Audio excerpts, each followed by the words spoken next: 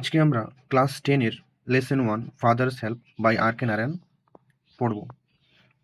চলো শুরু করা যাক। প্রথমে আমরা লেখক সম্পর্কে একটু জেনে নিই, তারপরে আমরা টেক্সটটা পড়ব। আর কে Narayan 1906 to 2001 is one of the leading figures of early Indian literature in English.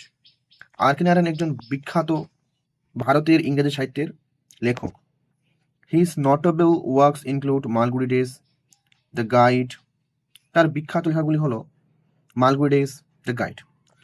He was awarded সাহিত্য academy award for the guide in 1958। তিনি সাহিত্য একাডেমি অ্যাওয়ার্ড পেয়েছিলেন দ্য গাইডের জন্য 1958 সালে। The story is an edited excerpt from Malgudi Days is about a young boy called Swaminathan who is unwilling to go to school but is forced by his father to attend school. এই গল্পটি নেওয়া হয়েছে Malgudi days থেকে। এখানে একটা young বয় যার নাম স্বামীনাথন, তার স্কুলে যাওয়ার কোনো ইচ্ছা ছিল না, কিন্তু তার বাবা তাকে বাধ্য করেছে স্কুল যেতে এবং আলটিমেটলি সে স্কুল যায়।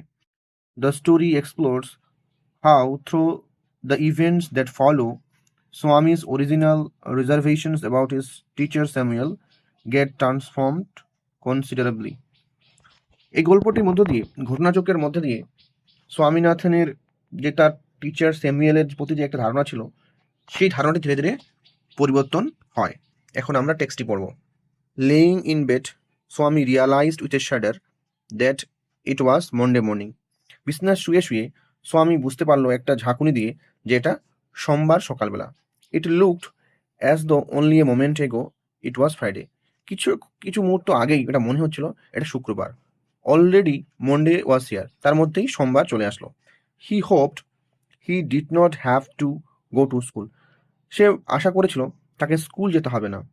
এট 9 o'clock Swaminathan wailed, I have a headache. 9টার সময় স্বামীনাথন চিৎকার করে বলল, আমার মাথা ব্যথা। মাদার জেনারাসলি সাজেস্টেড দ্যাট স্বামী মাইট স্টে এট হোম। তার মা উদারতার সঙ্গে তাকে বলল যে স্বামী বাড়িতে থাকতে পারে। এট 9:30 when he ought to have been in the school prayer hall, Swami was laying on the bench in mother's room. 9:30 যখন স্বামীর স্কুল প্রেয়ার হলে থাকার কথা, তখন স্বামী শুয়েছিল তার মায়ের বেডরুমের বেঞ্চের উপরে। Father asked him, have you no school today? তার বাবা তাকে জিজ্ঞাসা করলো, তোমার আজকে স্কুল নেই? হেডেক, স্বামী রিপ্লাইড। স্বামী উত্তর দিল যে মাথা ব্যথা। Nonsense, dress up and go. বাজে বকো না, কাপড় পরো, স্কুলে যাও। হেডেক, মাথা ব্যথা। Laugh about less on Sunday and you will be without a headache on Monday. Laugh means যে কোনো কারণ ছাড়া ঘুরে বেড়ানো। তো রবিবার কম ঘোরাঘুরি করো, তাহলে সোমবারে মাথা ব্যথা করবে না। Swami knew how strict his father could be. Swami জানতো তার বাবা কত কঠোর হতে পারে। So he change his tactics, তাই সে তার কৌশল পরিবর্তন করলো। I can not go so late to the class. আমি দেরি করে ক্লাসে যেতে পারবো না। ইউ উইল হ্যাভ টু, তোমাকে যেতে হবে। It is your own fault, এটা তোমার ভুল। What will the teacher think if I go so late. যদি আমি টিচার কি ভাববেন, আমাদের শিক্ষক কি ভাববেন যদি আমি দেরি করে স্কুল যাই। টেল হিম, তাকে বলবে, you had a headache and so are late. তোমার মাথা ব্যথা ছিল, তাই তোমার আসতে দেরি হয়েছে। He will scold me if I say so. তিনি আমাকে বকবেন যদি আমি এমনটা বলি। উইল হি, তাই লেট আস সি, দেখাই যাক। হোয়াট ইজ হিজ নেম, তার নাম কি? স্যামুয়েল, তার নাম Samuel. Does he always called the students, সে কি সবসময় স্টুডেন্টদের বকাবকি করে? He is a very angry man, সে খুবই রাগী মানুষ।